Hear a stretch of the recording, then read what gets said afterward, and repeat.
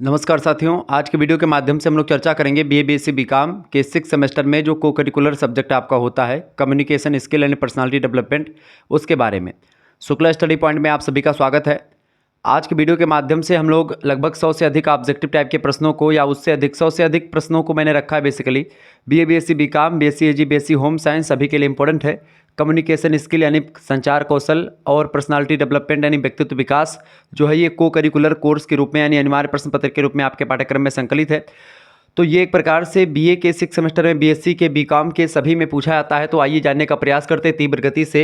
एक क्लास ये revision class के तौर पर आप ले सकते हैं। इससे पहले और भी तमाम प्रकार के मॉडल पेपर और रिवीजन क्लास मैं दे चुका हूँ, ठीक है। तो आपको घबराने की ज़रूरत नहीं है। सारे प्रश्न लगभग मैं एक बार और जो है रिवीजन के तौर पर आपको दे रहा हूँ, ताकि आप आसानी से विस्तार से इन चीज़ों को जान पाएँ और तीव्र गति से हर एक प्रश्नों को समझ पाएँ। परीक्षा आपकी आज लगी हुई है, उसके लिए बहुत ही महत्वपूर्ण है, और जिनकी परीक्षाएँ आने वाले समय में उनके लिए भी बहुत महत्वपूर्ण है।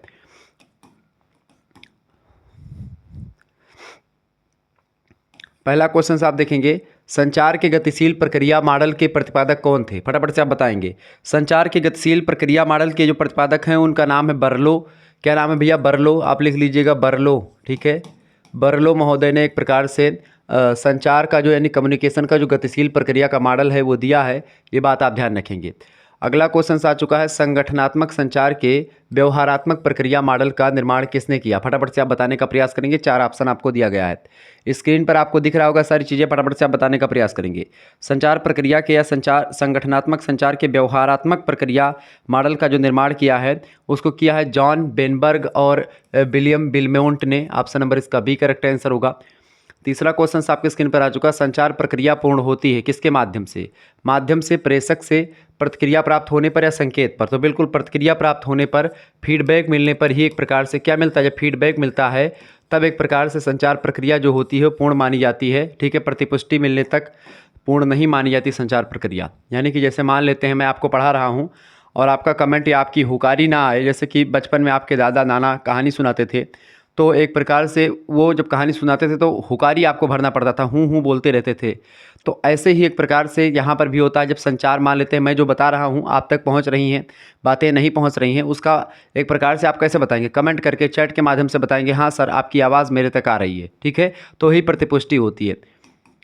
अदृश्य संकेत, अदृश्य संदेश को स्वरूप प्रदान करने के लिए उसे किया जाता है। तो अदृश्य संदेश जो होता है उसको स्वरूप प्रदान करने के लिए उस संदेश को डिकोड किया जाता है। ऑप्शन नंबर इसका ए करेक्ट आंसर होगा। 2024 के लगभग 4 विश्वविद्यालयों से अधिक विश्वविद्यालय में प्रश्न पूछा गया है, ध्यान रखेंगे। अगला क्वेश्चन से, संदेह के परिप्रेक्ष्य में प्राप्त प्रतिक्रिया को क्या कहते हैं? संदेश के परिप्रेक्ष्य में प्राप्त प्रतिक्रिया जो होती है उसी को क्या कहते हैं? फीडबैक कहते हैं, प्रतिपुष्टि कहते हैं हिंदी में फीडबैक को। Option number C correct answer होगा। फिडलर मॉडल किससे संबंधित है? फिडलर मॉडल जो है वो नेतृत्व से संबंधित है। ऑप्शन नंबर इसका ए करेक्ट आंसर होगा, लीडरशिप से। अगला क्वेश्चन है, प्रभावपूर्ण संदेश के 7 सी यानी 7 सी में सम्मिलित नहीं है। 7 सी में क्या सम्मिलित नहीं है? देखिए 7 सी में संक्षिप्तता, पूर्णता और स्पष्टता ये तीनों संकलित हैं, जबकि उत्तर नहीं संकलित है। तो इसका सी ऑप्शन राइट आंसर होगा। आगे देखेंगे, अगला प्रश्न आपकी स्क्रीन पर आ चुका है। ये सब प्रश्न परीक्षा में पूछे जा सकते हैं, ध्यान रखेंगे। चलिए, प्रश्न है, प्रभावपूर्ण संचार के प्राइड प्रतिमान का मतलब कि प्रतिपादन जो है किसने किया? प्राइड प्रतिमान का प्रतिपादन किसने किया? ये प्रभावपूर्ण संचार का एक मॉडल है, एक मतलब इस प्रतिमान है, इसका प्रतिपादन किसने किया भैया? तो इसको किसने किया था? वर्धमान और वर्धमान ने। Option number C correct answer होगा। 7 सी का प्रथम सिद्धांत कौन सा है? 7 सी का प्रथम सिद्धांत होता है पूर्णता। ऑप्शन नंबर इसका बी करेक्ट आंसर होगा। अगला क्वेश्चन से, संदेश की पूर्णता के 5 डब्ल्यू में से नहीं है। इनमें 5 डब्ल्यू में से कौन कौन चीज़ शामिल है? जैसे कि कब, कौन, कहाँ, ये शामिल है, किसे नहीं शामिल है? तो इसका डी ऑप्शन करेक्ट आंसर होगा, यही पूछा गया है। अगला क्वेश्चन से, प्रभाव संचार में आवश्यक तत्व नहीं है। प्रभाव संचार में आवश्यक तत्व क्या नहीं है? देखें, अच्छा श्रोता का होना बहुत जरूरी है, नम्रता और शारीरिक भाषा का उचित प्रयोग करना एक अच्छे प्रभावकारी संचार के लिए उपयोगी है, जबकि द्विअर्थी भाषा का प्रयोग करना एक प्रकार से उसमें बाधा उत्पन्न करता है। तो ये नहीं होगा, इसका सी ऑप्शन करेक्ट आंसर होगा। ये सब प्रश्न परीक्षा में कई बार पूछे गए हैं, ध्यान रखेंगे इन चीज़ों को। आगे बढ़ते हैं, अगला क्वेश्चन से, प्रभावी संप्रेषण होता है। संप्रेषण या संचार का मतलब एक ही होता है, ये बात आप ध्यान रखेंगे, ठीक है। चलिए, प्रभावी संप्रेषण होता स्पष्ट होता है या पूर्ण होता है, संक्षिप्त होता है? बिल्कुल स्पष्ट, पूर्ण और संक्षिप्त तीनों होता है प्रभावपूर्ण जो संप्रेषण या संदेश होता है। ऑप्शन नंबर डी लगा देंगे।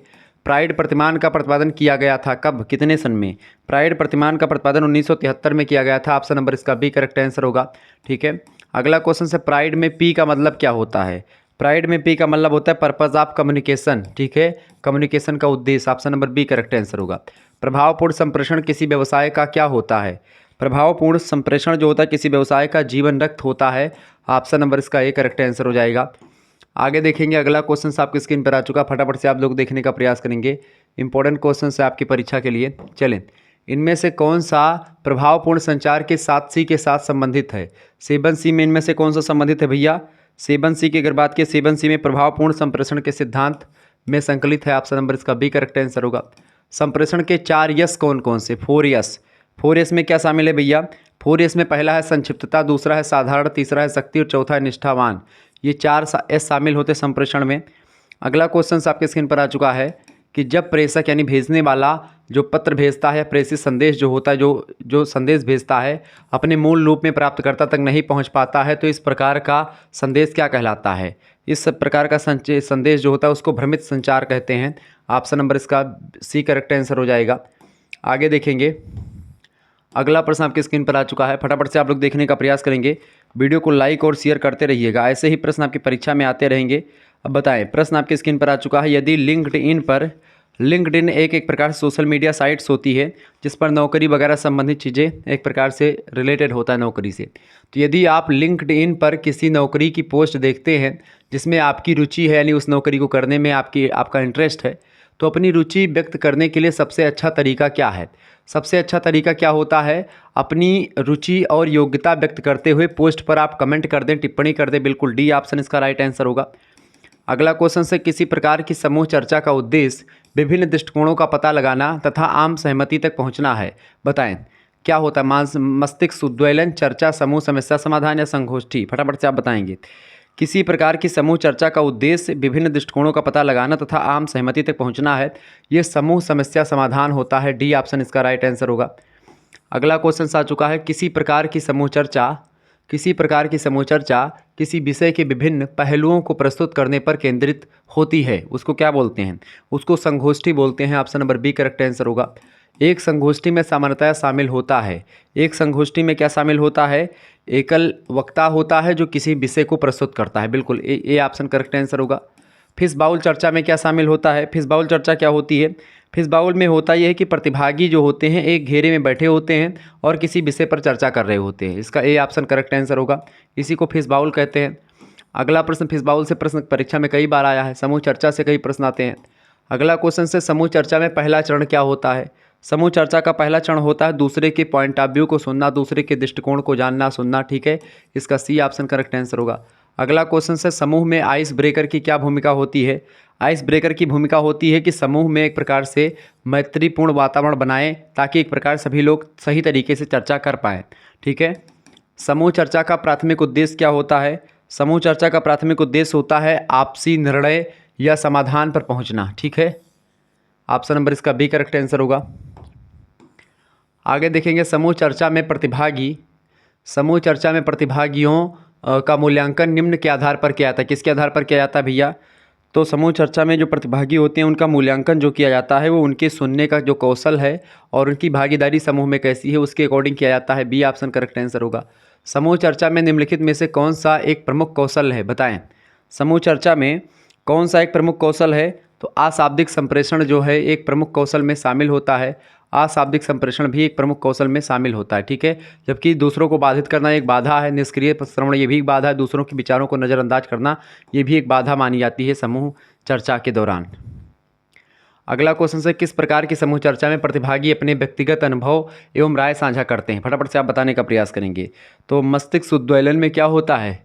प्रतिभागी जो होते हैं अपने व्यक्तिगत अनुभव और राय को साझा करते हैं मस्तिष्क उद्वेलन में।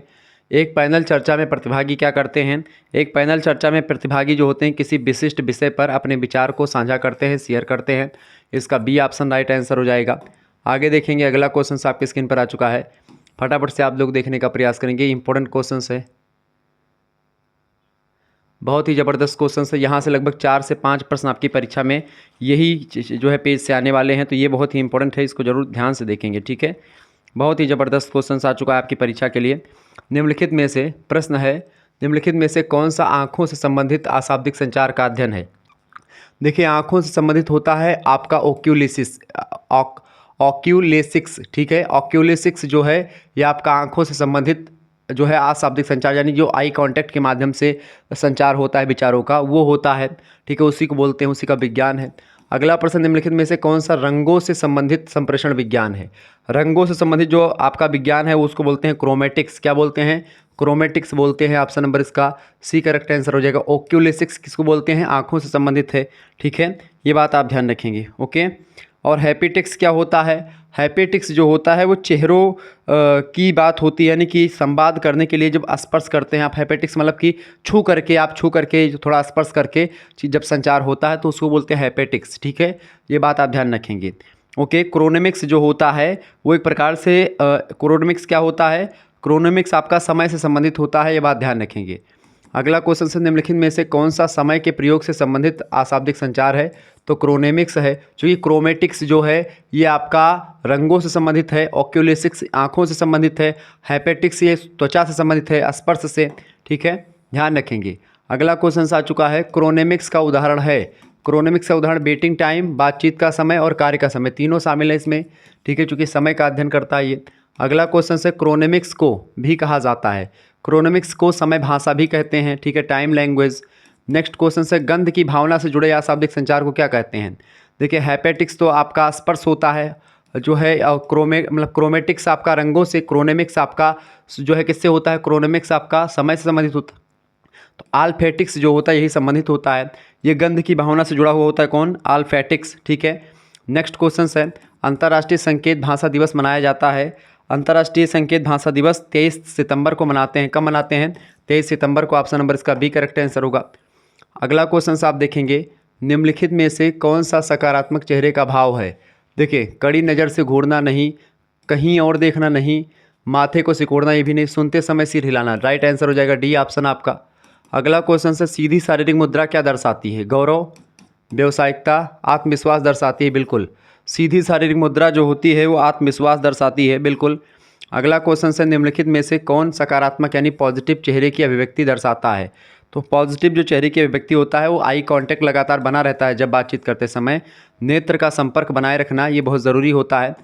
अगला क्वेश्चन आप देखेंगे, निम्नलिखित में से प्रश्न है, निम्नलिखित में से कौन सा गैर मौखिक संकेतों का एक विशिष्ट उदाहरण है जिसमें आवाज़ परिवर्तन दर, मतलब आवाज़ का जो आवाज़ परिवर्तित होती रहती है और आवाज़ में परिवर्तन होता है, ठीक है, उसकी आवाज़ की दर जो है घटती बढ़ती रहती है, उसकी मात्रा और कब क्या बोलना, ठहराव, उचित रुका मतलब रुकना, ठहराव, ये सब आवाज़ में कब कहाँ पर कितने तेज़ बोलना है, कब कितने धीरे बोलना है, ठीक है, ये सब चीज़ें जो होती हैं, पिच, दर, मात्रा, ये सब क्या होती हैं बताएं। इसका उपयोग शामिल होता है किसमें? इसका उपयोग सब किस में शामिल करते हैं भैया? पार भाषा में शामिल करते हैं। ऑप्शन नंबर इसका डी करेक्ट आंसर होगा। हैपेटिक्स अशाब्दिक संचार का एक रूप है जो क्या करता है? संवाद करने के लिए स्पर्श, बिल्कुल, संवाद करने के लिए स्पर्श का एक प्रकार से होता है, बिल्कुल। ऑप्शन नंबर इसका डी बी करेक्ट आंसर होगा। अगला क्वेश्चन से, अशाब्दिक संचार में स्पर्श व्यवहार के अध्ययन को क्या कहा जाता है? बताएं। तो हैपेटिक्स बोलते हैं। ऑप्शन नंबर इसका ए करेक्ट आंसर हो जाएगा। नेक्स्ट क्वेश्चन आपकी स्क्रीन पर आ चुका है। ये प्रश्न आपकी परीक्षा की दृष्टि से बहुत महत्वपूर्ण है, ध्यान रखेंगे। प्रश्न है, शारीरिक भाषा, हाव भाव, मुद्राएं, चेहरे के भाव तथा शारीरिक गतिविधियों के अध्ययन को क्या कहा जाता है? तो शारीरिक भाषा, हाव भाव, मुद्राएं, चेहरे के भाव, शारीरिक गतिविधियों के अध्ययन को दैहिक भाषा यानी कि बॉडी लैंग्वेज बोलते हैं। इसका डी ऑप्शन राइट आंसर होगा। संवारना अशाब्दिक संचार का एक रूप है जो कि सचेत है। Option number C correct answer होगा। इनमें से कौन सा गैर मौखिक संचार का मुख्य तत्व है? इनमें से बताएं। गैर मौखिक संचार का एक तत्व होता है वक्ता का इशारा या गति। Option number A correct answer होगा। निम्नलिखित को छोड़कर सभी गैर मौखिक संचार में शामिल हो सकते हैं। किसको छोड़ करके? देखिए, गैर मौखिक संचार में क्या शामिल हो सकता है? देखिए, इनमें से फ़ोन संदेश को छोड़ दें तो बाकी गैर मौखिक में सब शामिल हो सकता है, इशारा, चेहरे का हाव भाव और स्पर्श, ठीक है। आगे देखते हैं। अगला क्वेश्चन आपकी स्क्रीन पर आ चुका है।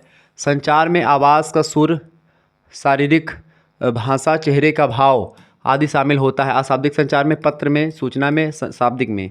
तो अशाब्दिक संचार में। ऑप्शन नंबर इसका ए करेक्ट आंसर हो जाएगा। अगला क्वेश्चन आप देखेंगे, फटाफट से आप देखने का प्रयास करेंगे। चलें, प्रश्न आपके स्क्रीन पर आ चुका है। प्रश्न बहुत ही महत्वपूर्ण है। व्यक्तित्व को माना जाता है, बताएं भाई। व्यक्तित्व को माना जाता है, फटाफट से आप लोग बताने का प्रयास करेंगे। इसका राइट आंसर क्या हो जाएगा? व्यक्तित्व को माना जाता है,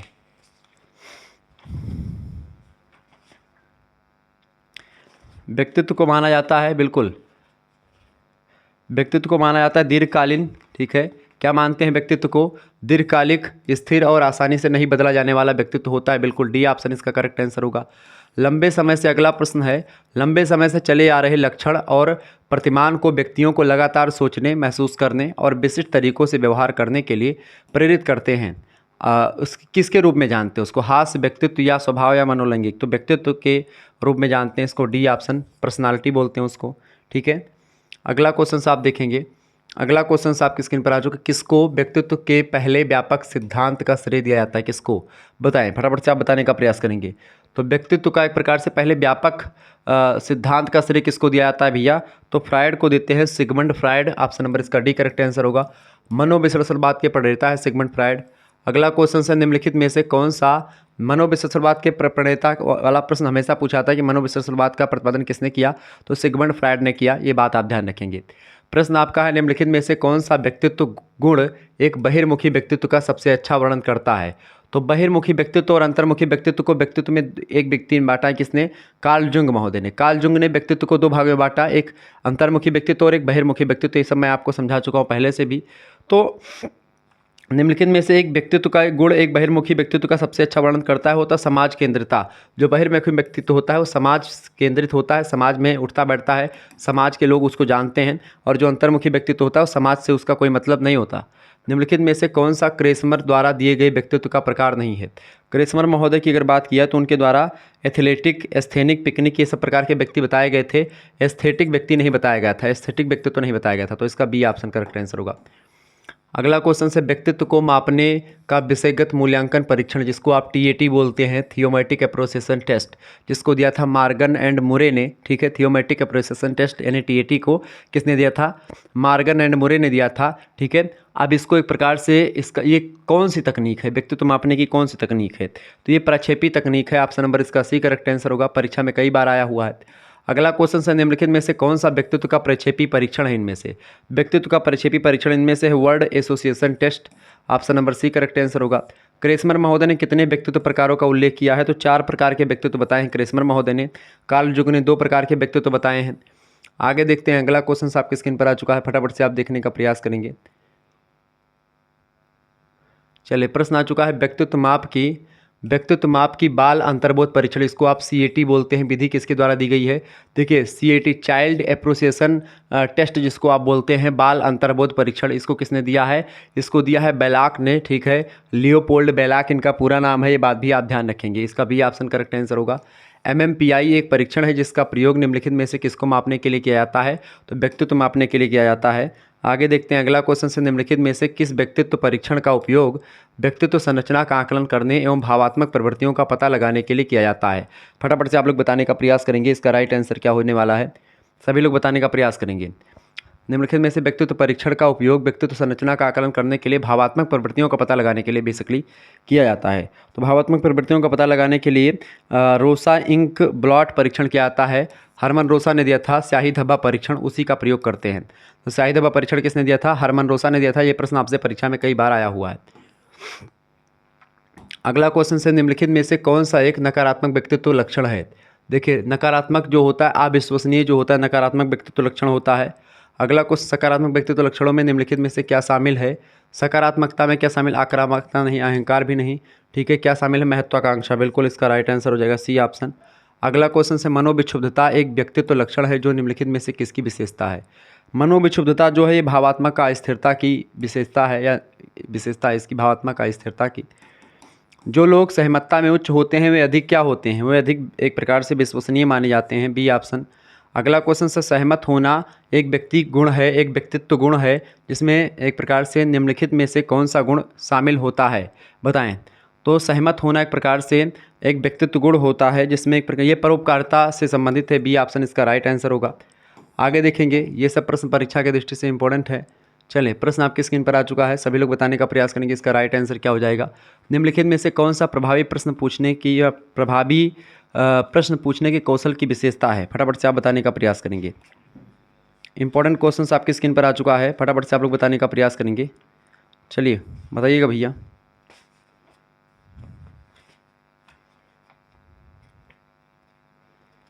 प्रभावी प्रश्न पूछने का एक प्रकार से जो विशेषता है वो कौन सी इनमें से, फटाफट से आप लोग बताने का प्रयास करेंगे। बिल्कुल राइट आंसर है रुकने और विचार करने की अनुमति देना चाहिए, सी ऑप्शन करेक्ट आंसर होगा। अगला क्वेश्चन से वार्तालाप में खोजपूर्ण प्रश्नों का प्रयोग करने का उद्देश्य क्या है। तो वार्तालाप में खोजपूर्ण प्रश्नों का प्रयोग करने का जो उद्देश्य है वो होता है कि किसी विशिष्ट विषय की गहराई से खोज करना और उसमें गहनता से उतरना। बिल्कुल इसका सी ऑप्शन करेक्ट आंसर होगा। अगला क्वेश्चन से वार्तालाप में चिंतनशील प्रश्नों का प्रयोग करने का मुख्य लक्ष्य क्या या मुख्य लाभ क्या होता है। तो वार्तालाप में चिंतनशील प्रश्नों का एक प्रकार से प्रयोग करने का जो मुख्य लक्ष्य होता है वो होता है वे आत्मचिंतन और गहन विचार को प्रोत्साहित करते हैं, इसलिए रखा जाता है। अगला क्वेश्चन से छोटी मोटी बातचीत के लिए सबसे अच्छी युक्ति कौन सी होती है। तो छोटी मोटी व्यक्ति मतलब बातचीत के लिए ज़रूरी नहीं होता कि ये सब सारी चीज़ें करे। बातचीत में शामिल होने की लंबी गहरी सांस लेने की कोई ज़रूरत नहीं है। अपने आप को परिवेश से अलग भी नहीं करना चाहिए, शारीरिक दूरी भी बनाने की कोई ज़रूरत नहीं होती। इनमें से कोई नहीं, ठीक है। छोटी मोटी बातचीत के लिए ऐसे कैजुअली बात हो जाती है, उसमें कोई वो ज़्यादा रणनीति बनाने की ज़रूरत नहीं होती है, ठीक है। अगला क्वेश्चन से छोटी सी बात का क्या अर्थ होता है। छोटी सी बात का अर्थ होता है एक संक्षिप्त चर्चा, एक छोटी चर्चा। अगला क्वेश्चन से छोटी मोटी बातचीत का प्राथमिक उद्देश्य क्या होता है। तो इसका प्राथमिक उद्देश्य होता है संबंध स्थापित करना और बातचीत करना, बी ऑप्शन। अगला क्वेश्चन से छोटी बातचीत की सामान्य अवधि कितनी होती है लगभग। तो कितनी होती है भाई, 5 से 10 मिनट लगभग। हाँ बिल्कुल डी ऑप्शन इसका राइट आंसर हो जाएगा, ठीक है। अगला क्वेश्चन से आप देखेंगे, अगला प्रश्न छोटी छोटी बात या छोटी मोटी बातों में तटस्थ विषयों पर चर्चा करने का उद्देश्य क्या होता है। तो उसका उद्देश्य होता है सामान्य आधार ढूंढना और संबंध स्थापित करना, सी ऑप्शन। अगला क्वेश्चन से निम्नलिखित में से कौन सा कथन असत्य है। इनमें से देखिए, इनमें से कौन सा कथन असत्य है, फटाफट से आप लोग बताने का प्रयास करेंगे। देखिए इनमें से कथन जो असत्य है वो पहला कथन इनमें से, ईमेल के टू फील्ड में आप जितने चाहें उतने एड्रेस शामिल कर सकते हैं या उतने ही एड्रेस जितने की ईमेल मेलिंग सिस्टम द्वारा अनुमत किए गए हैं। ये बिल्कुल एक प्रकार से कथन असत्य है, ठीक है। और एक ही ईमेल एड्रेस को टू और सीसी दोनों फील्डों में नहीं डाला जा सकता। तो एक प्रकार से ये बिल्कुल नहीं डाला जा सकता। यानी कि इसमें क्या है, कौन सा कथन असत्य है। तो पहला कथन बिल्कुल इसमें असत्य है, ठीक है। केवल एक मतलब कि सॉरी एक मिनट क्या पूछा गया आपसे, असत्य पूछा गया ना। तो देखिए ये वाला बिल्कुल सही है, ए वाला ऑप्शन बिल्कुल सही है। यानी एक पहला ऑप्शन जो है बिल्कुल सही। ईमेल को टू फील्ड में आप जितने चाहें उतने एड्रेस में शामिल कर सकते हैं और उतने ही एड्रेस जितने की ईमेल मेलिंग सिस्टम के द्वारा अनुमत किए गए हैं उतने आप कर सकते हैं, ठीक है। जबकि एक ही ईमेल एड्रेस को टू और सीसी दोनों फील्डों में आप डाल सकते हैं, इसमें भी डाल सकते हैं। तो यहाँ पर लिखा है कि नहीं डाल सकते हैं, ऐसा नहीं, इसमें आप डाल सकते हैं। तो यानी कि यही दो वाला जो है वो गलत हो जाएगा, पहला वाला सही है। अब पूछा क्या गया कि इसमें से कौन सा कथन असत्य है। तो केवल 2 असत्य है, बाकी सही है। ए ऑप्शन इसका राइट आंसर होगा। अगला क्वेश्चन आपके स्क्रीन पर आ चुका है, ईमेल प्राप्त करने के लिए निम्नलिखित में से किस प्रोटोकॉल का उपयोग किया जाता है। तो POP3 प्रोटोकॉल का उपयोग करते हैं, ऑप्शन नंबर इसका डी करेक्ट आंसर होगा। ईमेल लिखने के संदर्भ में निम्नलिखित में से कौन सा कथन असत्य है। तो इनमें से कौन सा कथन असत्य है भैया। देखिए इनमें से कथन जो असत्य है, हम टू फील्ड में एक से अधिक एड्रेस नहीं जोड़ सकते, ये गलत है। जोड़ सकते हैं हम, ठीक है। तो यही आपका गलत हो जाएगा, बाकी बिल्कुल तीनों सही हैं, ठीक है। अगला प्रश्न, विकल्प आपको एक अधूरे ईमेल को बिना भेजे उसे सेव करने में मदद करता है। तो सेव एंड ड्राफ्ट जो विकल्प होता है यही मदद करता है हमको ईमेल को बिना भेजे उसको एक प्रकार से सेव करने में। आगे देखते हैं, अगला क्वेश्चन आपके स्क्रीन पर आ चुका है, इरेक्शन के बारे में बताइए। इरेक्शन के अनुसार व्यक्तित्व विकास की अवस्थाएं कितनी हैं। तो इरेक्शन ने व्यक्तित्व विकास की कितनी अवस्थाएं बताएं भैया, फटाफट से आप लोग बताने का प्रयास करेंगे। इरेक्शन जो है एक प्रकार से उन्होंने व्यक्तित्व की कितनी अवस्थाएं बताई हैं। इरेक्शन महोदय ने व्यक्तित्व की 8 अवस्थाएं बताई हैं व्यक्तित्व विकास की। व्यक्तित्व विकास की कितनी अवस्थाएं होती हैं, 8 अवस्थाएं होती हैं, इसका सी ऑप्शन करेक्ट आंसर होगा। अगला क्वेश्चन है, व्यक्तित्व को निम्नलिखित विशेषताओं के आधार मतलब के द्वारा स्पष्ट किया जा सकता है, बताएं कितनी विशेषताओं के द्वारा, फटाफट से आप बताने का प्रयास करेंगे। तो व्यक्तित्व को एक प्रकार से इन सभी विशेषताओं के द्वारा, खास करके इसके अंतर्गत शारीरिक और मनोवैज्ञानिक दोनों ही घटक होते हैं व्यक्तित्व के। बिल्कुल किसी व्यक्तित्व या किसी व्यक्ति विशेष में व्यवहार के रूप में इसकी अभिव्यक्ति का पर्याप्त रूप से अनूठी होती है, बिल्कुल ठीक है। इसकी प्रमुख विशेषताएं साधारण समय के साथ परिवर्तित नहीं होती हैं। देखिए इसकी प्रमुख विशेषताएं जो होती है व्यक्तित्व की वो तो परिवर्तित नहीं होती, लेकिन हाँ अधिकतर विशेषताएं हो जाती। तो इसका बिल्कुल सभी विशेषताएं जो हैं वो सही हैं, सभी विशेषताएं सही हैं, डी ऑप्शन आप लगा दीजिएगा। अगला क्वेश्चन से, बच्चे के व्यक्तित्व निर्माण में किसकी महत्वपूर्ण भूमिका होती है, बताएं। तो मातृभाषा की भूमिका सबसे ज़्यादा होती है बच्चे के व्यक्तित्व विकास में। अगला क्वेश्चन से, एक प्रक्रिया है क्या एक प्रक्रिया है प्रक्षेपण। प्रक्षेपण एक प्रक्रिया है जिसके द्वारा हम बाहरी दुनिया में ईड यानी कि ईड से के अस्वीकृत आवेग का वर्णन करते हैं। ईड, ईगो एंड सुपर ईगो की अवधारणा सिगमंड फ्रायड ने दी है, मनोविश्लेषणवाद के प्रतिपादक हैं वो। ठीक है, अगला क्वेश्चन से व्यक्तित्व और बुद्धि में वही संबंध है जो बुद्धि और किसमें है, बुद्धि और व्यवहार में होता है। बिल्कुल, इसका राइट आंसर क्या हो जाएगा, बी ऑप्शन। अगला क्वेश्चन से अंतर्मुखी व्यक्तित्व निम्नलिखित में से किसका एक प्रकार है। तो अंतर्मुखी व्यक्तित्व जो होता है वो मनोवैज्ञानिक प्रकार होता है। ऑप्शन नंबर इसका बी करेक्ट आंसर हो जाएगा। अगला क्वेश्चन आपकी स्क्रीन पर आ चुका, अत्यधिक वाचाल, प्रसन्नचित्त और सामाजिक प्रवृत्ति के व्यक्तित्व को कार्ल जुंग महोदय ने क्या नाम दिया है। तो उसको क्या कहा है, बहिर्मुखी व्यक्तित्व कहा। ऑप्शन नंबर इसका बी करेक्ट आंसर होगा। अगला क्वेश्चन है व्यक्तित्व की प्रक्षेपण विधि कौन सी है। व्यक्तित्व की प्रक्षेपण विधि इनमें से कौन सी भैया, व्यक्तित्व की प्रक्षेपण विधि है रोसा स्याही धब्बा परीक्षण, जो है हरमन रोसा के द्वारा दिया गया है, यही व्यक्तित्व की प्रक्षेपण विधि है। अगला क्वेश्चन है व्यक्तित्व मापन की व्यक्तिनिष्ठ विधि कौन सी है। तो व्यक्तित्व मापन की जो व्यक्तिनिष्ठ विधि है वो है व्यक्ति इतिहास विधि। ऑप्शन नंबर इसका ए करेक्ट आंसर होगा। अगला क्वेश्चन है निम्नलिखित में से कौन सी व्यक्तित्व मापन की प्रक्षेपी विधि है। प्रक्षेपी विधि इनमें से कौन सी है व्यक्तित्व मापन की। तो व्यक्तित्व मापन की जो प्रक्षेपी विधि है वो है शब्द साहचर्य परीक्षण। ऑप्शन नंबर इसका सी करेक्ट आंसर हो जाएगा। आगे देखने का प्रयास करेंगे। अगला प्रश्न आपकी स्क्रीन पर आ चुका है, फटाफट से आप देखेंगे। तनाव को कम करने के लिए अचेतन मन का प्रयोग करना क्या कहलाता है। तनाव को कम करने के लिए अचेतन मन का प्रयोग करना क्या कहलाता है, उसको बोलते हैं रक्षात्मक युक्तियाँ। ए ऑप्शन करेक्ट आंसर होगा। रमेश जो है दुबला पतला है, लंबे कद का व्यक्ति है जो सपनों की दुनिया में हमेशा खोया रहता है। रमेश का यह गुण निम्नलिखित में से किस प्रकार के व्यक्तित्व के अंतर्गत होता है।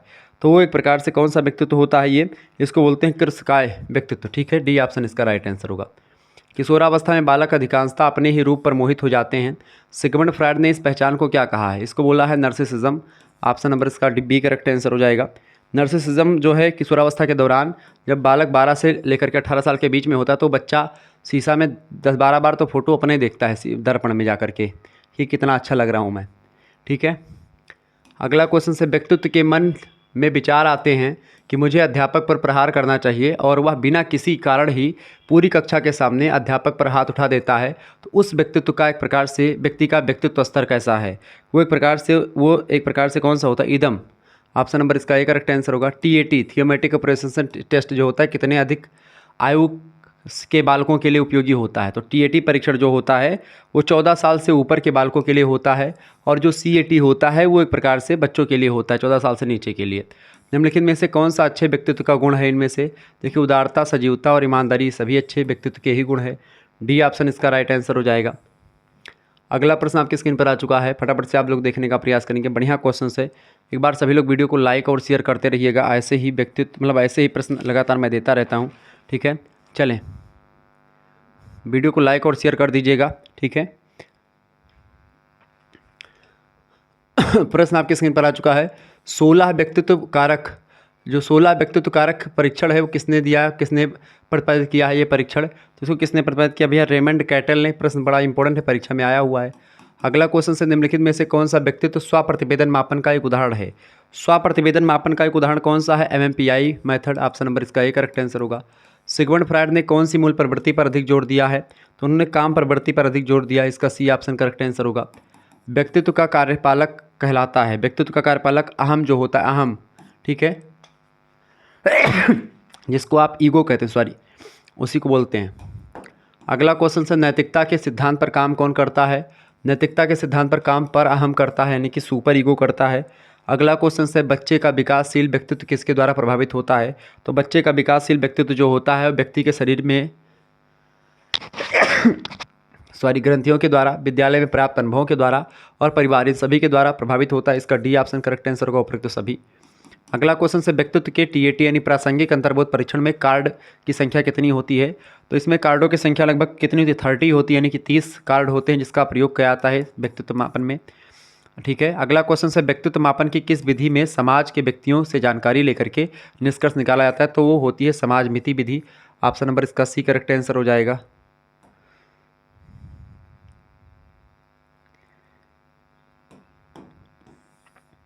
सिगमंड फ्रायड ने व्यक्तित्व के कितने अंग बताए हैं। तो 3 अंग बताए हैं। ठीक है, ईड ईगो एंड सुपर ईगो। निम्नलिखित में से व्यक्तित्व पर किसका प्रभाव पड़ता है? तो वंशानुक्रम और वातावरण दोनों का पड़ता है, सी ऑप्शन। स्प्रेंगर महोदय ने व्यक्तित्व को किस आधार पर बांटा है? तो स्प्रेंगर महोदय ने व्यक्तित्व को समाजशास्त्रीय आधार पर बांटा, इसका ए ऑप्शन करेक्ट आंसर होगा जाएगा। अगला क्वेश्चन आपकी स्क्रीन पर आ चुका है, फटाफट से आप देखने का प्रयास करेंगे। अमानवीय व्यवहार से युक्त व्यक्ति होता है। अमानवीय व्यवहार से व्यक्तित्व मतलब व्यवहार से युक्त व्यक्ति जो होता है वो तामसी व्यक्तित्व होता है, तामसी प्रवृत्ति का। 3 गुण होते हैं, सत्य, रज और तम। तो अमानवीय जो व्यवहार होता है वो तामसी प्रवृत्ति होती है, तामसी व्यक्तित्व। व्यक्तित्व के वाक्य पूर्ति परीक्षण, ठीक है, वाक्य पूर्ति परीक्षण का निर्माण किसने किया था? तो वाक्य पूर्ति परीक्षण का निर्माण किया था किसने? पाइन और टेंडलर ने। ये प्रश्न आया हुआ है, ध्यान रखेंगे। अगला कोर्स लियोपोल्ड बेलोक ने जो है ये CAT परीक्षण इन्होंने दिया था, ठीक है, बात आप ध्यान रखेंगे। मार्गन एंड मुरे ने TAT परीक्षण दिया था। हरमन रोसन ने शाही धब्बा परीक्षण दिया था। मनोविश्लेषणवाद का सिद्धांत सिगमंड फ्रायड ने दिया था। ये सब आप ध्यान रखेंगे, ठीक है। सृजनशील बालक का व्यक्तित्व होता है। सृजनशील बालक का व्यक्तित्व जो होता है वो बहिर्मुखी होता है, option number B correct answer होगा। रोसा शाही धब्बा परीक्षण में कुल कार्डों की संख्या, तो रोसा शाही धब्बा परीक्षण में 10 कार्डों का प्रयोग किया जाता है अध्ययन के लिए, ऑप्शन नंबर इसका ए करेक्ट आंसर होगा। अगला क्वेश्चन आपकी स्क्रीन पर आ चुका है। प्रश्न व्यक्तित्व के निर्धारक घटक हैं। व्यक्तित्व के निर्धारक घटकों में देखें जैविक घटक, सांस्कृतिक घटक, परिस्थितिगत घटक, ये सभी आते हैं। डी ऑप्शन ऊपर सभी इसका राइट आंसर होगा। जैविक घटकों में सम्मिलित नहीं है सांस्कृतिक घटक, वंश परंपरा, मस्तिष्क की योग्यता या शारीरिक लक्षण, क्या बताएं? तो जैविक घटकों में सांस्कृतिक घटक नहीं शामिल है, बाकी तीनों शामिल हैं। व्यक्तित्व जन्मजात और अर्जित प्रवृत्तियों का योग है, किसने कहा? ये परिभाषा किसने दी है? तो बेलेंटाइन ने दी है, बहुत इंपॉर्टेंट परिभाषा, ध्यान रखेंगे। तो इस तरीके से आप लोगों ने बहुत सारे इंपॉर्टेंट प्रश्नों को समझ लिया। बाकी जो प्रश्न नीचे दिए गए हैं उसके बारे में मैंने चर्चा ऑलरेडी पहले ही वीडियो में कर दी है, तो आप लोगों ने अगर नहीं देखा तो प्लेलिस्ट में वीडियो पड़ी हुई है, आप देख लीजिएगा, ठीक है। तो फिर मिलेंगे हम नेक्स्ट वीडियो में, तब तक के लिए जय हिंद जय भारत। आप सभी का बहुत बहुत धन्यवाद हमारे से जुड़ने के लिए। इसी प्रकार से अपना प्यार हमेशा बनाए रखेंगे। और एक चीज़ और ध्यान रखेंगे, जैसे कि जो और वीडियोज़ हैं वो प्लेलिस्ट दूसरी बनी हुई, दूसरा चैनल मैंने बनाया था, उसमें बहुत सारी वीडियोज़ आपको यहाँ पर मिल जाएंगी। को करिकुलर मास्टर नाम का एक चैनल है, वहाँ पर आप जाएंगे तो वहाँ पर कई सारी वीडियोज़ आपको मिल जाएंगी, किसकी? Communication skill and personality development की, ठीक है। तो आप जा करके प्लीज़ वहाँ पर जो है चैनल को सब्सक्राइब करें और उस चैनल पर पड़ी जो वीडियोज़ हैं उनको आप जरूर देख लें, ठीक है। धन्यवाद, बहुत बहुत धन्यवाद। आपका पेपर अच्छा हो, बेस्ट ऑफ लक।